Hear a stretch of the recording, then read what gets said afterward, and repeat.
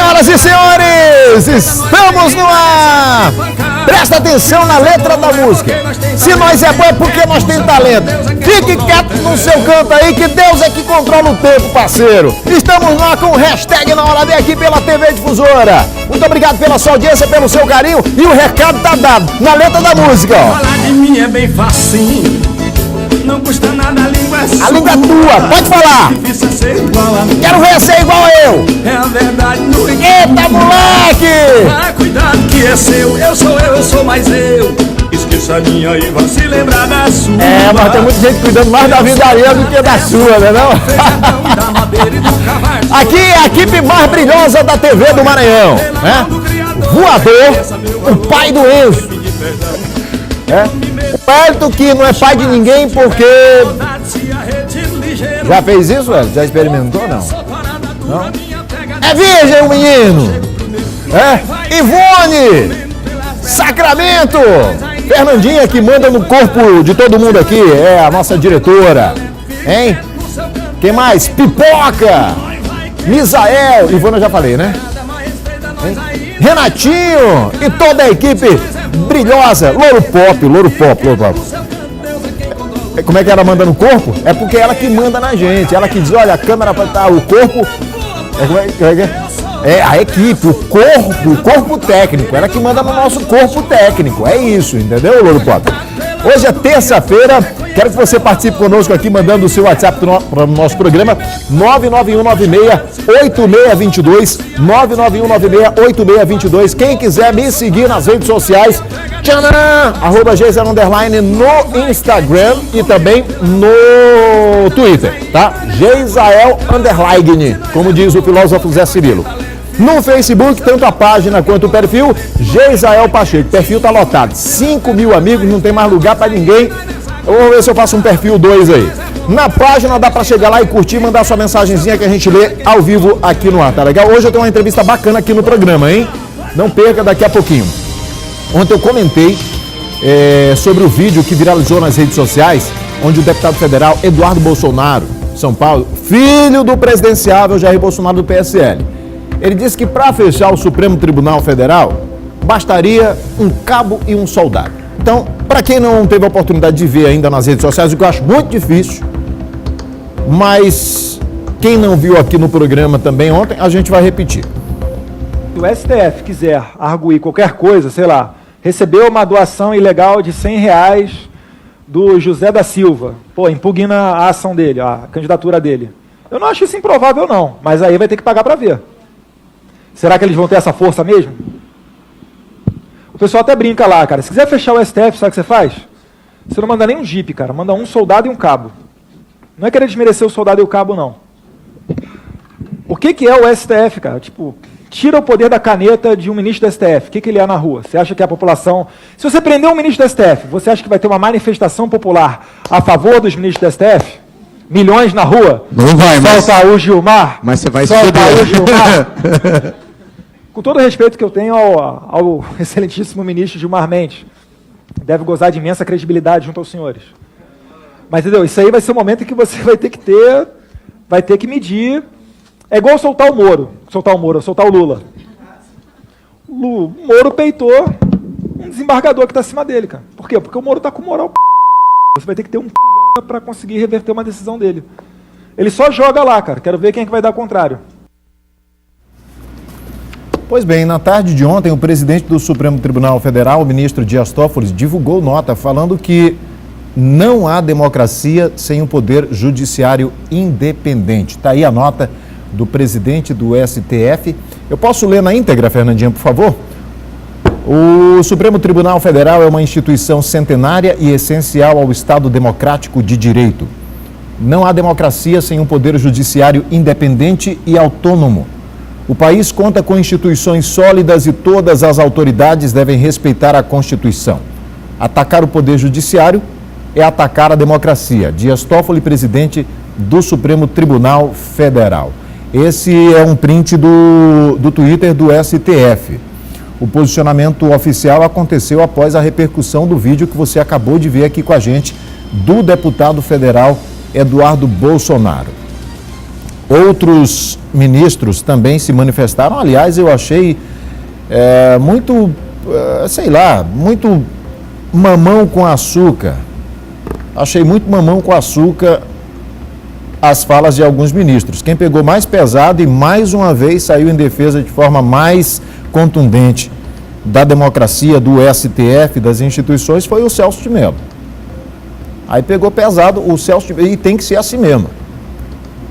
Não dá para você se defender de bala de canhão com a mão não, parceiro.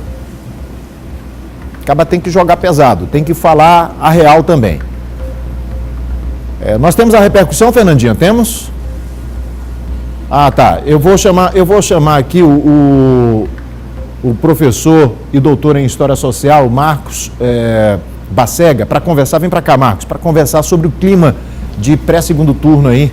Professor, seja bem-vindo, viu? Pode ficar aqui do meu lado direito para a gente conversar. Prazer estar com você. Muito obrigado, viu? E, inclusive, Fernandinha, eu posso chamar a repercussão aqui já para a gente olhar juntinhos, tá bom, professor? Perfeito. Tá? Na verdade, só comentar aqui contigo sobre essa questão de fechar o STF. Uhum. O ministro Celso de Mello, decano, né, membro Sim. mais antigo do STF, eu vou falar entre aspas aqui. Essa declaração, além de inconsequente, é golpista. Uhum. Fecha aspas. Declaração do ministro Alexandre de Moraes. Pediu que a Procuradoria-Geral da República abrisse procedimento para investigar a fala sobre fechar o STF e disse que abre aspas, inacreditável que tenhamos que ouvir tanta asneira da boca de quem representa um povo. Uhum. Fecha aspas, né? E, professor, ontem eu comentava aqui no programa que nem mesmo na época da ditadura se teve a ousadia de falar esse tipo de coisa, Exato. de cogitar fechar a maior corte do país. Uhum. E aí eu queria o senhor, como um historiador, como um estudioso da história, nos trouxesse aí um paralelo entre o que a gente está vivendo hoje e, por exemplo, o que a gente viveu em relação a essa questão de fechar a corte na ditadura. Ou seja, nem lá se houve essa saliência, eu vou usar a palavra bem do maranhense mesmo. Rapaz, que saliência é essa, rapaz, de querer Exato. fechar o STF? Por favor, professor. Exato. Eu acho que você tem toda a razão quando pontua que há um certo paralelo, não no sentido de que as coisas se repitam propriamente, a não ser como farsa, muitas vezes, não é? Já diria um autor do século XIX. Mas veja que interessante. Em 64, quando, alegando um certo clamor social, as Forças Armadas contribuem com um processo de deposição do presidente João Goulart, nós não tínhamos esse descalabro discursivo que você apontou também. Havia uma certa dose de pudor, mesmo desses setores, alinhados aí na época da Guerra Fria aos Estados Unidos, havia um pudor em não desmerecer as instituições da República. Nem isso mais nós temos agora. E eu faria um outro paralelo, né? Temos ouvido muitas vezes o fato de que o Bolsonaro poderia ser uma versão brasileira do presidente estadunidense, Donald Trump, né? Eu, nesse caso, acho que o paralelo não é... Ele é pertinente, mas ele não é exato, pelo seguinte: nós estamos com alguém pior do que o Donald Trump. Não pelas suas características pessoais, mas porque o sistema de equilíbrio de poderes da República Estadunidense consegue controlar essas saliências, né, como você falou, do poder executivo. No Brasil, as instituições estão acuadas, não é? E aí concordo com você, sim, essas declarações do Supremo agora, de alguns dos seus ministros, não todos, e deveria ser todo o pleno dos 11 ministros a falar, e não apenas os 3, demonstra o grau de acuamento em que essas instituições estão, ameaçadas aí por outra frase sua, a bala do canhão. Não pela tua frase, pelo que você citou nela. Perfeito. Agora, professor, olha, eu quero só lembrar o seguinte, que eu extraio aí algumas coisas dessa fala e que, assim, são mais implícitas, não estão tão explícitas. Como, por exemplo, quando ele diz o seguinte, com todo respeito, e eu comentei isso aqui ontem, eu esperava que ele fosse dizer assim, ó, mandar um cabo e um soldado para fechar o STF, com todo respeito que eu tenho ao STF. Mas não, ele diz com todo respeito que ele tem ao cabo e ao soldado, pô. Ou seja, exatamente, é muito mais respeito, e claro, eu aqui dizendo também com todo respeito, e que as pessoas que assistem o programa sabem do respeito que eu tenho pelas Forças Armadas, pela polícia, sempre defendo o trabalho deles, mas pelo amor de Deus, é como se você pegasse uma pirâmide aqui e colocasse assim, ó, juízes de direitos, TJ, STRF, não sei o que lá, STJ, STF, e lá em cima, no topo da pirâmide, cabo e soldado. Foi o que ele fez. Exatamente. Foi o que ele fez, no meu entendimento. Então, mas o que o Bolsonaro fez? Professor, me permita fazer um outro resgate aqui. Pois não. Ele veio e pediu desculpa depois, etc e tal. Mas tem um vídeo dele anterior a isso, ele no próprio Congresso, na Câmara, falando a mesma coisa. Ou seja, então não adianta pedir desculpa, porque não foi uma coisinha que ele falou isolada, não, é pensamento dele. Inclusive com a ideia do Bolsonaro de colocar mais 10 ministros no STF, Exato. a pretexto de equilíbrio. Comente, professor, por favor. Olha, comento sim. 2 pontos, Gesael, da sua fala. Primeiro, até um apelo que eu faria, se você me permitir, aos setores verdadeiramente patriotas das Forças Armadas, para que não deixem esse descalabro se processar e manchar o nome e a honra das Forças Armadas brasileiras. Veja, eu sei que há setores legalistas, setores que defendem o Estado de Direito, defendem a civilidade. Então vejam, por favor, não deixem que a imagem, a honra das Forças Armadas caia nesse mar de sangue novamente. E aí uma coisa que você nos coloca muito, não é? Esse desrespeito, esse desdém pela democracia já é um lugar comum na fala do Bolsonaro, na fala de quem o apoia, e ele sinaliza, por um lado, sim, uma falência sistêmica desse presidencialismo de coalizão, que eu acho até que já nasceu com um grande potencial para falir, mas é necessário agora lutar pela sua preservação, né? E eu comentaria dizendo o seguinte, esse desrespeito pelo Supremo, ele é exatamente aquilo, já que nós falamos aqui um pouco de militares, né? Ele é exatamente aquilo que no direito penal militar se chamaria de subversão da ordem. Então, o Bolsonaro, filho, Eduardo, um dos, como nós sabemos, articuladores da campanha do presidenciável, do seu pai, propor uma subversão de ordem como essa é, inclusive, penalizado pelo Código Penal Militar.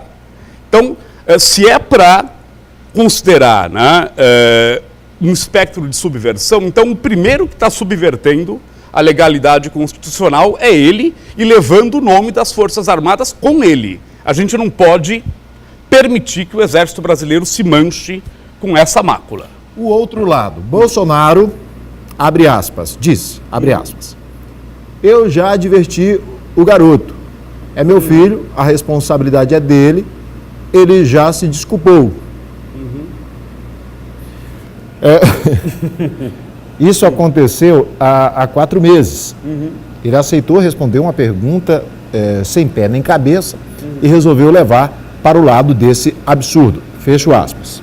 O presidenciável do PSL acrescentou que, abre aspas, Supremo Tribunal Federal é o guardião da Constituição e todos temos de prestigiar a corte, fecha aspas.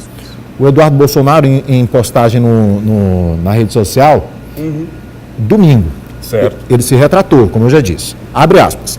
Se fui infeliz e atingi alguém, tranquilamente peço desculpas e digo que não era a minha intenção, fecha aspas. Portanto, professor, volto a frisar. Apesar do pedido de desculpa, tem um vídeo anterior dele, exatamente defendendo mudanças radicais no STF e, portanto, corroborando com a fala dele e não corroborando com o pedido de desculpas. Sim, é muito mais fácil você pegar os fatos anteriores e ver que há uma coerência do que a coerência com o pedido de desculpas, e isso eu acho perigoso. Agora, professor, a gente vive um momento em que está todo mundo muito dividido. Chegou-se assim num ponto de cegueira completa, tanto de um lado quanto de outro, na defesa aí de diversos ideais ou ideologias ou até de nomes, de um lado e de outro. Mas a pergunta que eu lhe faço é, nós temos um risco eminente de algo muito mais grave, como, por exemplo, sei lá, uma guerra civil ou não, ou é exagero da minha parte essa pergunta, e em relação à nossa democracia, apesar de que a escolha será democrática? Você aponta, e muito bem, para o paradoxo da democracia, que já foi uma vez salientado, se você me permitir a lembrança, pela professora Marilena Chaui, filósofa, né? A democracia, por ser um regime de aberturas, ela permite que ideologias não democráticas se movimentem no seu seio.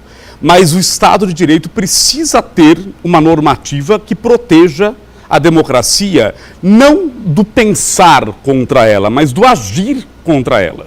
Então, eu acho que o risco que nós corremos, e há positivamente esse risco, é de uma ruptura autoritária do Estado de Direito. Agora, guerra civil eu não vejo, porque teria que haver uma radicalização maior do que tem havido, se é que estamos diante disso mesmo, uma certa radicalização, teria que ser muito mais adensada, muito mais aprofundada, para que houvesse reações à altura de promover uma resistência armada. Eu não vejo isso agora. Mas né? por que eu fiz essa pergunta, professor? Porque eu tenho visto, por exemplo, não sei se o fundamento disso ou a origem disso pode estar circulando apenas como mais uma fake news, mas de defensores de determinado lado dizer o seguinte, olha, que se o resultado não for esse, nós estaremos nas ruas, nós não vamos aceitar e nós não vamos sair de lá enquanto não for o nosso candidato declarado vencedor. Então, assim, e estão falando, de fato, em brigar, em resistir à força, a um resultado que não seja aquele resultado que lhe agrade. É por isso que eu lhe perguntei, será que a gente tem a possibilidade de, do jeito que está, isso evoluir? Até porque nós temos visto, por exemplo, algumas pessoas que já foram agredidas, outras que teve até o caso de um rapaz que foi morto, enfim. E aí, o meu temor é de que, de repente, isso possa ser o embrião de algo mais grave. Veja, a sua pergunta é pertinente, sim, e eu diria o seguinte, há um risco de que, não havendo uma eventual vitória regulamentar de um certo candidato, né, do candidato majoritário aí nas intenções de votos, que esses círculos de extrema-direita radicalizem, sim, e rompam a legalidade com tropas na rua. Isso não está isento de acontecer. Agora, guerra civil haveria se, do outro lado, a esquerda pudesse oferecer uma resistência. E, infelizmente, a esquerda se encontra fragmentada demais, esgarçada demais, e é necessário, aí sim, um pacto de civilidade, não só entre as esquerdas, mas, como nós conversávamos, da esquerda com todas as forças democráticas que fixem como pressuposto máximo da sua ação o Estado de Direito. Ou seja, que não ultrapassem jamais a legalidade da democracia. Então, eu acho que tem risco de radicalizar, mas não guerra civil, porque é um lado só que está radicalizando, percebe? Professor, antes de chamar aqui, eu quero chamar algumas imagens a respeito de falsas notícias, mas eu queria só traduzir para algumas pessoas. Como o programa atinge uma camada uma camada muito popular, eu gostaria de traduzir de uma forma bem simplista uma coisa que o senhor falou na pergunta anterior em relação a quando nós comentamos a respeito da democracia, que permite, inclusive, que você defenda a não existência da democracia dentro dela. Ou seja, fora dela você talvez não consiga defendê-la, mas dentro dela você... Então, é como se você chegasse para decidir, alguém colocasse na sua frente, e aí, vote aqui, nós estamos numa democracia, escolha, democracia ou não democracia. Isso seria uma escolha democrática, e a maioria escolhesse a não democracia. Pronto, então, isso só seria possível na democracia.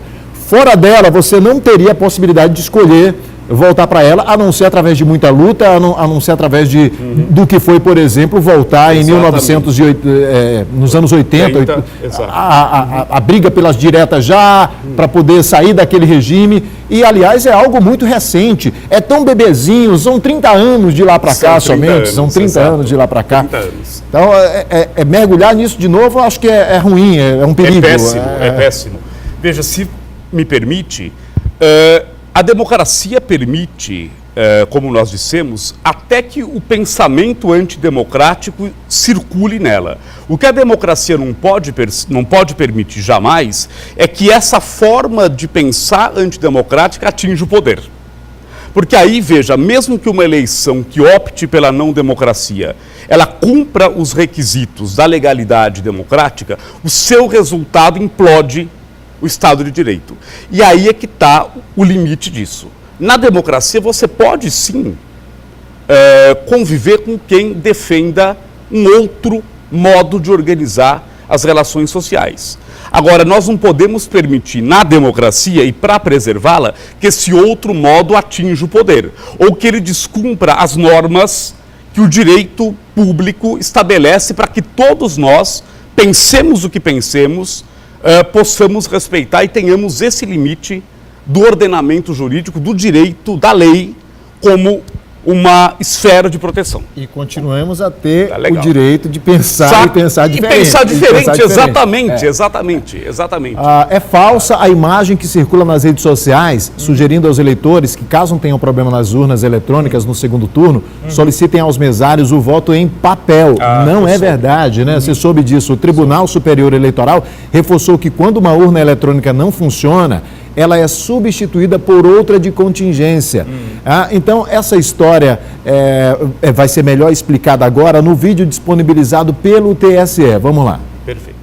No primeiro turno foram utilizadas mais de 450 mil urnas eletrônicas em todo o país. E menos de 0,5% delas precisaram ser substituídas.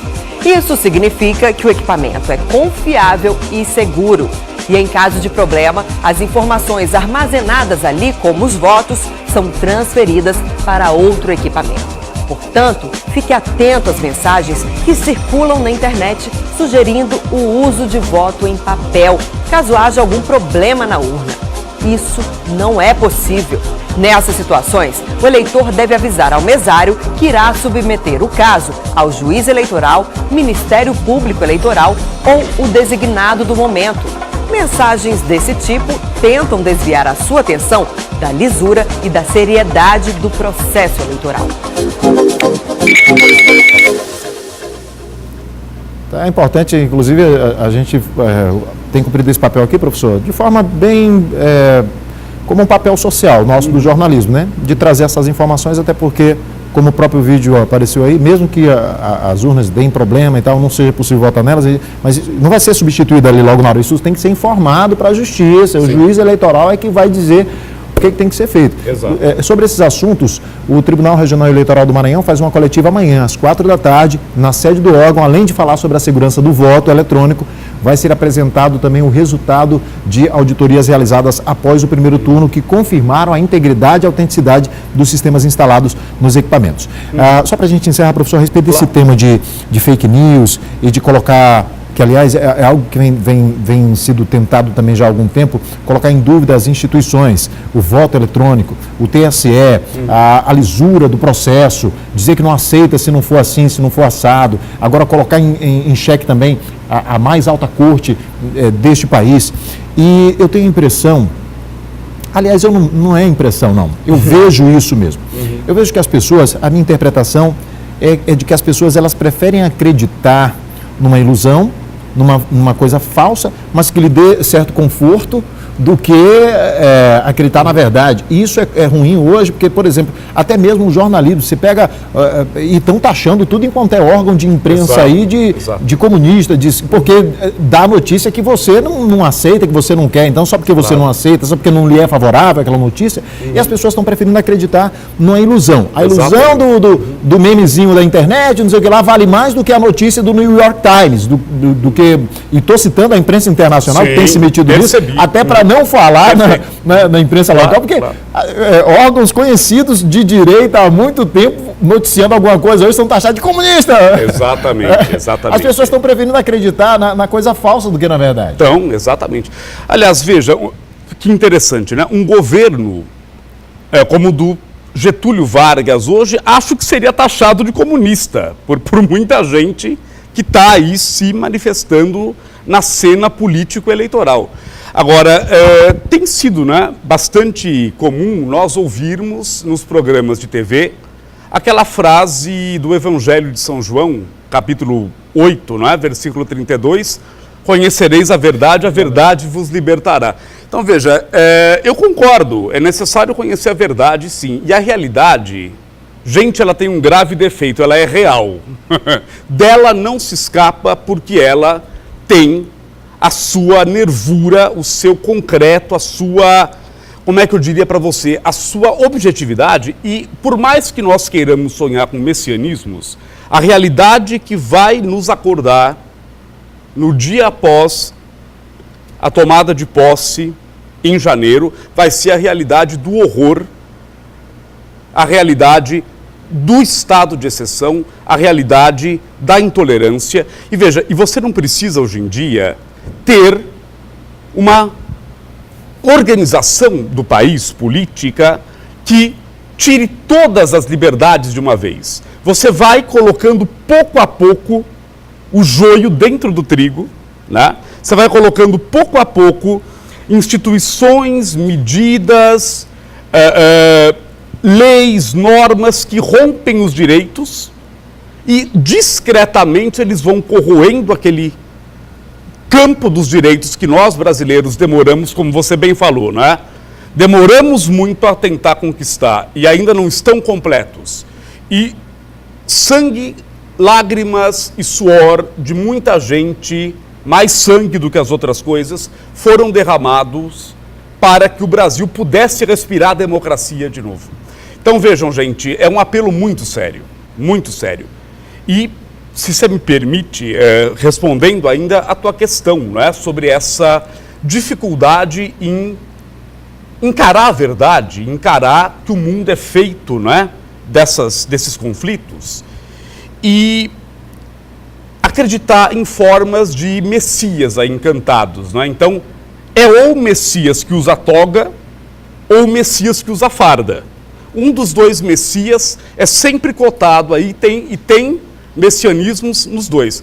Agora, eu acho que o único messias pode ser, ou só pode ser para os cristãos, o próprio Cristo. E não esquecendo, Cristo era um preso político condenado à pena de morte na cruz. Então não é coerente que nenhum cristão dê um tapa na cara do Cristo optando por essas ideologias. Eu te diria com essas palavras.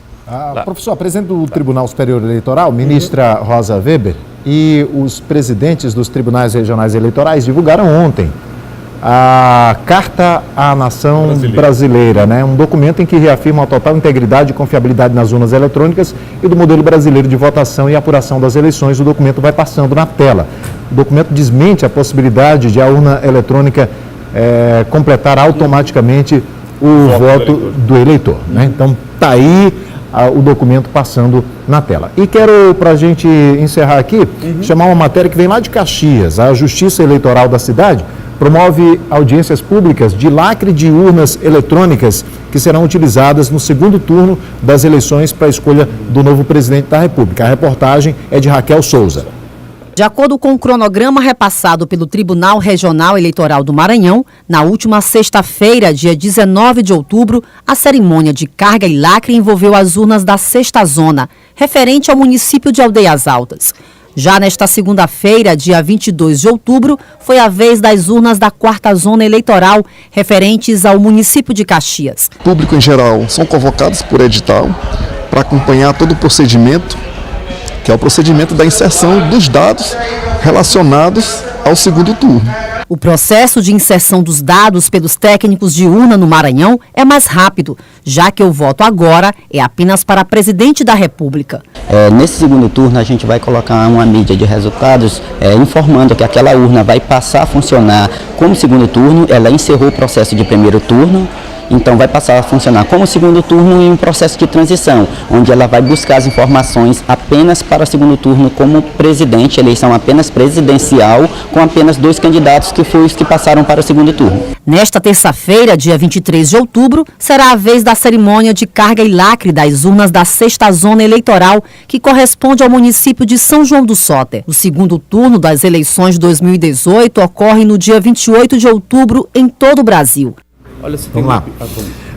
Então, professor, para a gente encerrar, eu queria agradecer a sua presença aqui, né? Inclusive a paciência de ter olhado comigo e enquanto eu falava aqui dos outros temas mais pertinentes ao assunto. E o senhor pode encerrar, por favor, 30 segundos aí, por favor, professor. Perfeito. Eu agradeço muito à Rádio Difusora, à TV Difusora, ao programa. Obrigado. A você por ter me recebido tão bem. Obrigado. E deixo aí ao povo brasileiro um apelo. Por mais falhas que a nossa democracia tenha, nós estamos com a melhor Constituição que o Brasil já teve. Vamos lutar por ela. Vamos lutar pela civilização. Se você me permitir, nesses 30 segundos, vamos lutar pelo direito, gente, pela justiça, como um projeto de que as pessoas sejam mais humanas em sociedade. Não voltemos à condição de animais pré-históricos. Vamos ser humanos, vamos ser solidários uns com os outros. Muito obrigado pela tua gentileza. Obrigado, professor. Olha, depois do intervalo tem mudanças importantes em 2 grandes times maranhenses. Eu volto já.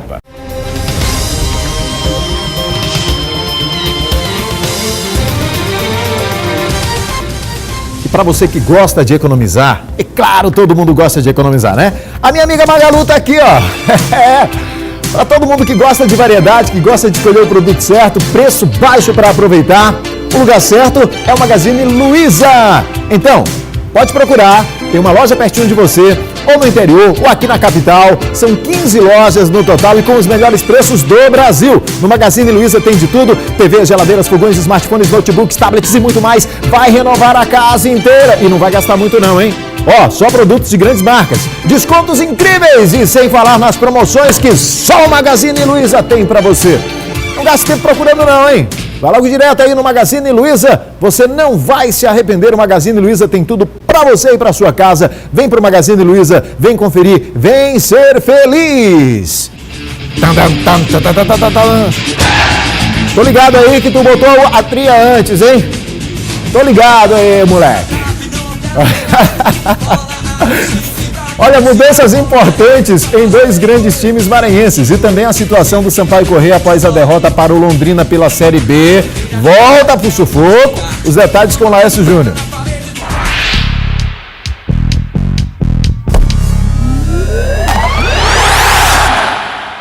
Olá, Gesael, um abraço para você e a todos que acompanham o Na Hora D. Hoje tem a abertura da 33ª rodada do Campeonato Brasileiro da Série B, em um jogo que interessa diretamente as equipes que estão embaixo lá na tabela. O Brasil de Pelotas, que está na 15ª colocação com 37 pontos, vai até Maceió encarar o CSA, atualmente na 4ª colocação. Vamos acompanhar como ficou a situação do Sampaio e de todos que lutam contra o rebaixamento após a 32ª rodada.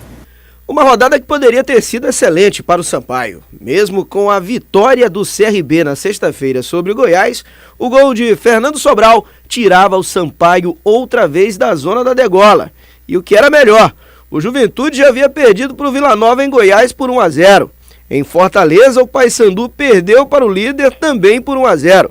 Faltou só o Sampaio fazer a sua parte. A virada do Londrina recoloca o Sampaio na zona do rebaixamento, mas o time ainda depende de si para escapar. O Brasil de Pelotas está na 15ª colocação com 37 pontos. O CRB é o 16º com 35. Logo atrás vem o Sampaio Corrêa na 17ª colocação, abrindo a zona do rebaixamento com 32. O Paysandu é o 18º também com 32 pontos, mais uma vitória a menos em relação ao Sampaio.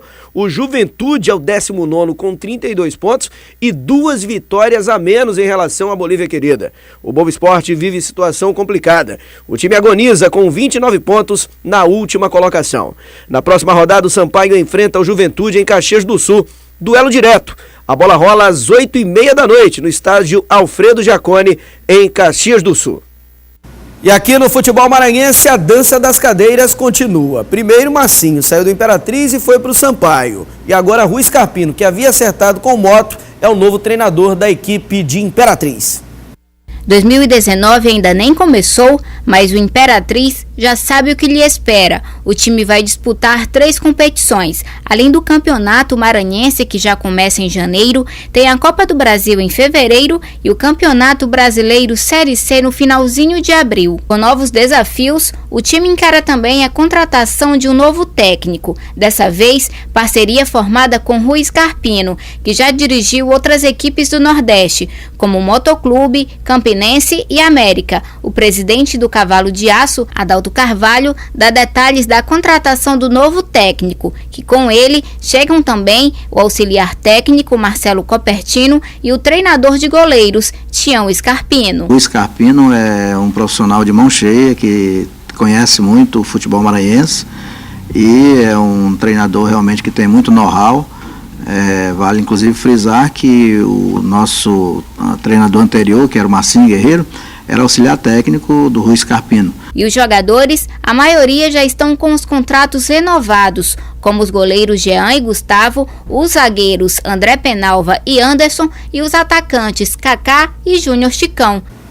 E o Moto não perdeu tempo. O Wallace Lemos, ex-treinador do River, vice-campeão piauiense pela equipe do vizinho estado neste ano, assumiu a equipe ontem. Aliás, foi anunciado de forma oficial e deve comandar o time a partir do dia 1º de dezembro, já no trabalho de pré-temporada. O grande título conquistado por Wallace Lemos foi no futebol do Distrito Federal. Ele foi campeão brasiliense pelo time de Brasília no ano passado e agora vem para comandar o Papão na próxima temporada. Boa sorte ao Wallace Lemos. É com você, Gisael.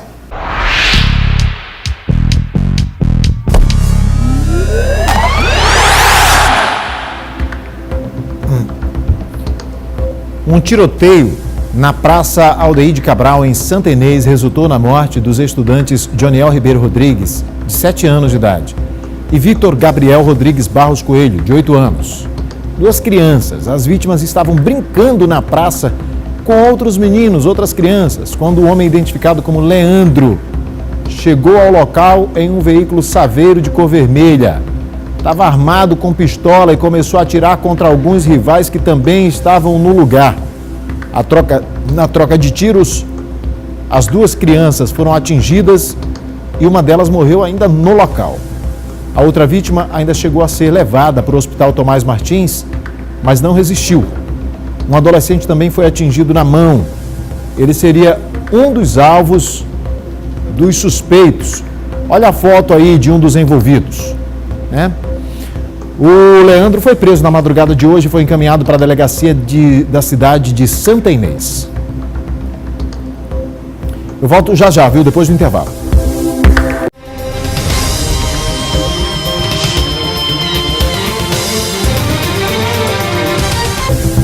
Moradores da zona rural de São Luís denunciam falhas na cobertura de uma empresa de telefonia que atua na capital. O repórter Fábio Cabral foi conferir de perto, veja. A nossa equipe de reportagem veio até aqui a Vila Cabral Miranda, próximo ao quilômetro 14 da BR-135, mostrar a situação dessa torre de telefonia celular que, segundo os moradores, não funciona há quase um mês. Quem tenta fazer uma ligação não consegue. A mensagem que aparece no celular é sempre a mesma. A dona Francisca não vê a hora desse problema ser resolvido. Ou ajeito, ou então arranca e leva fora. Tá só de enfeite, a gente se prejudicando. A gente tem que contar com as pessoas para resolver o negócio da gente, não pode resolver. Porque não vai. A casa do seu Francisco fica em frente à torre de telefonia celular. Mas quem diz que ele consegue sinal para fazer uma ligação? E olha que ele paga R$40 por mês para a operadora, por um plano que não consegue usufruir. É que é toda a população, ali para Pedrinha, ali embaixo para a estação, ali para você conseguir uma ligação, você tem que ir lá para depois do Amarelinho, ou depois da Lumar para conseguir uma ligação. Aí você consegue ligar, ó, tá o sinal tá cheio, mas não tá dando. O seu Raimundo nem anda mais com o celular quando vai para a rua. Deixa até lá em casa. Não adianta, né? Não adianta, guardei, tá lá, guardado lá dentro do guarda-roupa. Por quê? É porque de conselho para ligar, cadê? Sem ter uma resposta da empresa, os moradores decidiram fazer um abaixo-assinado, reivindicando a resolução do problema. Hoje pela manhã, técnicos da operadora de telefonia celular, responsável pela antena, estiveram no local verificando a situação e prometeram restabelecer o funcionamento do serviço até o final do dia. Nós estamos aqui justamente para resolver esse problema específico daqui dessa coisa. Até o final do dia deve estar normalizado o sistema. A AU informou que não foi identificada falha sistêmica na rede que atende a região. Entretanto, disse que vai enviar equipe técnica ao local para melhor avaliação das reclamações e, se necessário, providenciar ações corretivas. No residencial Nova Aurora, em São José de Ribamar, o problema é o lixo. 3 meses atrás a nossa equipe já esteve lá, mas parece que nada foi resolvido. Veja. Os urubus estão por toda parte e o lixo também. Por conta dessa sujeira que está tendo aqui no nosso conjunto, pela falta de descaso que a prefeitura está tendo conosco, então a gente queria mais que alguém olhasse por nós, entendeu? Porque aqui já está tendo doença, contaminando crianças e prejudicando também os moradores. Desde o começo desse bairro aqui, o poder público nunca fez nada por aqui quase. Desde o começo, a sujeira não tem limpeza nada. Neste terreno, que fica logo atrás de uma série de casas, o lixo atrai animais e prolifera doenças. Rato, cobra que a gente já encontrou no quintal, entendeu? Eu tenho 2 crianças pequenas em casa. Os meninos vivem tudo mordido, tem que estar passando repelente direto nas crianças. Essa situação, ninguém, São José de Ribamar não se manifesta, aí São Luís também não, aí ficaram de mandar um trator aí para mandar nivelar isso aqui, para tirar essa lixeira daqui, e nunca mandaram. E como se já não fosse incômodo suficiente, o matagal não esconde só lixo e animais. A coleta não falha, mas essa limpeza aqui desse matagal, a gente não pode conviver. Aí às vezes a gente tem pessoas que vêm aqui para dentro, entendeu? Então a gente está com medo do que pode acontecer. Em alguns pontos, os próprios moradores tentam amenizar o problema. Eu, a vizinha aqui, a outra, mais o lado da frente, a gente se reúne, cada um dá um tanto, né? No caso, 10, 15 reais para um rapaz ali que não trabalha. E ele faz esse bico aí ele vem e deixa isso aí higienizado. Se não limpar isso aí vai chamar rato, urubu, tudo que não presta, não é? E vai trazer dano para nossas famílias, para a nossa comunidade aqui. O que a gente pode fazer aqui no nosso pedaço a gente faz. Se pudesse fazer no conjunto todo, a gente faria. Tinha umas barracas aqui. Aí ele botava muita de peixe, muita hamburguesa. Aí o rato entrou. Tu pode ver mesmo, pode ver o sofá, se quiser ver. Os buracão. Aí foi o rato que roeu por causa do lixo que vinha pra cá. Olha, como aqui, ó. Aqui é cheio de lixo, colega. Olha, eles jogam o lixo dali pra cá. E o problema é antigo. A nossa equipe mesmo já havia ido ao local fazer uma reportagem sobre a situação do bairro Nova Aurora, mas agora, 3 meses depois, nenhuma melhoria aconteceu. Já tentamos, conseguimos falar, eles marcam data para vir fazer a limpeza e nunca comparecem, entendeu? Então estamos aqui esperando até hoje a comunicação deles. A Prefeitura de São José de Ribamar disse que vai mandar uma equipe até a localidade apresentada na reportagem para averiguar a demanda dos serviços que precisam ser feitos. Você já deve ter sofrido os transtornos em horários de entrada e saída em escolas, não é não? Aquela bagunça toda. Pensando em minimizar essa dor de cabeça, temas como educação para o trânsito nas escolas e prevenção de acidentes foram discutidos hoje, durante o encontro feito pelo Departamento de Trânsito do Maranhão. Eduardo Ericeira, o nosso repórter talentoso, acompanhou. O workshop Trabalhando o Trânsito como tema transversal nas escolas teve como público-alvo os professores da Rede Municipal de Ensino, profissionais que trabalham nas cidades localizadas na região metropolitana. Gisele, por exemplo, é professora no município de Santa Rita. A educação no trânsito é um direito de todos, né? Isso está constituído em lei. Então é preciso que todos tenham conhecimento como base também para a educação, tanto infantil como nas séries iniciais, porque tornamos condutores, né? Adultos responsáveis. O DETRAN já vem desenvolvendo projetos que auxiliam na educação no trânsito, na prevenção de acidentes. Um deles é o Transitarte, um grupo de teatro que faz apresentações levando noções e atitudes para a garantia de segurança e humanidade no trânsito. É uma coisa muito importante, principalmente para as crianças, né, que desde cedo ele tem que aprender como é que se dá, né, a mobilidade, né, no trânsito. A palestrante, Vanessa Espíndola, psicóloga e analista de trânsito, destacou a importância da discussão nas escolas, dentro da sala de aula, com as crianças. Aqui a gente tenta dar um direcionamento para que eles façam isso com mais consciência, né? Para que isso tenha resultados, para que eles possam monitorar, avaliar os alunos, e daí a gente pode pensar na construção de um trânsito mais seguro. Desde quando foi criado o Código de Trânsito Brasileiro, em 1998, já há essa perspectiva de trabalhar a educação no trânsito nas escolas. A diretora-geral do Detran Maranhão destacou que o trabalho deve ser expandido para escolas de todo o estado. Nós levamos o Transitarte, teatro, nós fazemos palestras, no ambiente corporativo com as empresas nós também fazemos, e agora nós estamos querendo partir para esse trabalho muito mais consistente, que é trazer o trânsito dia a dia em sala de aula. É isso aí. Olha, a fachada de acesso à cidade universitária Paulo VI está de cara nova. É que foi entregue hoje o novo portal, que faz parte de um conjunto de construções e reformas de prédios e laboratórios em diversos campi da UEMA. Confira. A nova porta de entrada da Universidade Estadual do Maranhão foi inaugurada na presença do governador Flávio Dino, secretários de Estado e do reitor da UEMA, Gustavo Costa. Esse pórtico tem um simbolismo todo especial, é a porta de entrada, o cartão de visita do campus Paulo VI, que é a nossa sede, e ele representa todo o ideal universitário, por isso ele é grandioso, bonito, imponente, para mostrar o papel que a universidade tem no desenvolvimento de qualquer nação, de qualquer estado. A UEMA fica na cidade operária, bairro periférico da capital. Por isso, além de ser um símbolo da educação estadual, o espaço também é referência de assistência para a comunidade. É exatamente para essas pessoas que aqui moram, para a comunidade universitária e para o Maranhão como um todo, que esse pórtico simboliza. Simboliza o tamanho da UEMA, simboliza a vontade da UEMA de promover a igualdade e de acolher, de estar de braços abertos para o ingresso de todas as pessoas, de maneira universalizada no ensino superior.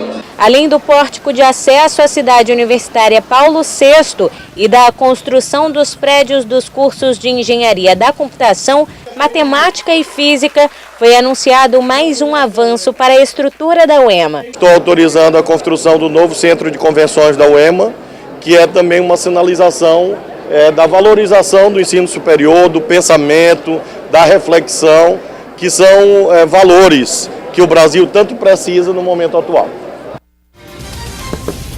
Muito bem, senhoras e senhores, estamos chegando ao final do programa. Quero agradecer aqui a Elisângela Tavares, Doge França, DGL, Rita de Cássia, Valmir Viegas, Jasmina Cordeiro, Avildo José, João Vitor Costa. Não vai dar tempo de ler as mensagens de vocês, não é nem o tempo, é a minha bateria do celular que está só 4% aqui. Não vai dar não, velho.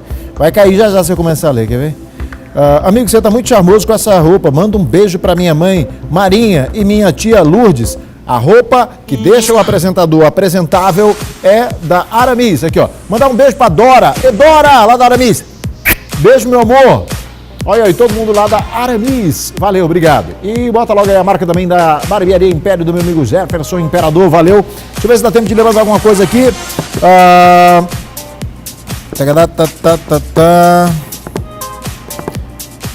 O pessoal tá comentando aqui em relação à declaração do Eduardo Bolsonaro, dizendo que o Zé Disseu também disse isso. Não importa quem tenha dito algo contra o STF. É todo mundo, acabou, parceiro. Não tem negócio de afrontar as instituições, não. Não importa quem tenha dito. É grave. Um grande abraço, Doge. Obrigado aí pela participação, tá bom? Rita de Cássia.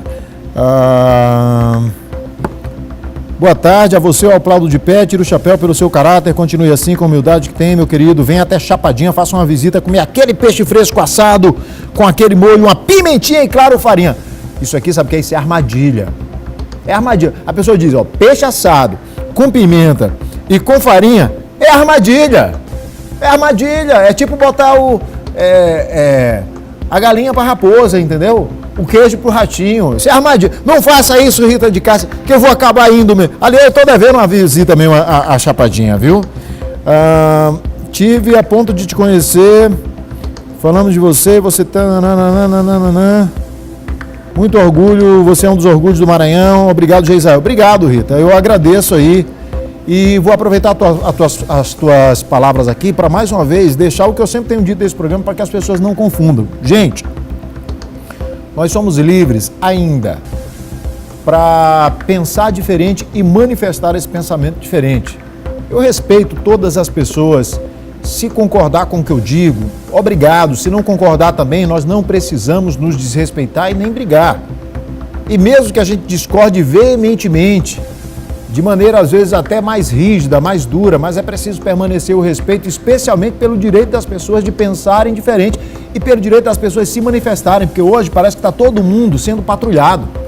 Você pensa diferente, mas tem medo de dizer o que pensa, porque a maioria pensa diferente de você. Então você tem medo de manifestar o seu pensamento. É um medo que eu não tenho.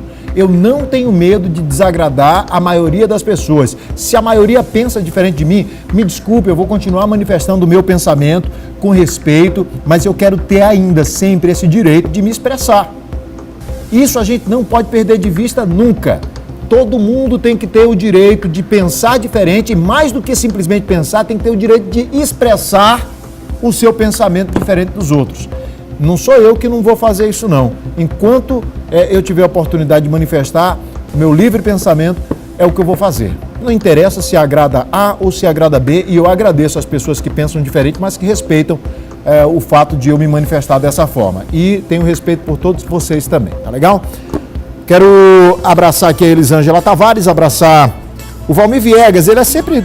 Valmir, lá na Alemanha, um grande abraço para você. O nosso programa termina aqui, obrigado pela audiência, pelo carinho. Amanhã estaremos de volta com mais uma edição do Hashtag Na Hora D. Tchau, tchau, gente, aumenta o som aí. Que faz de doido, pau te acha, hein?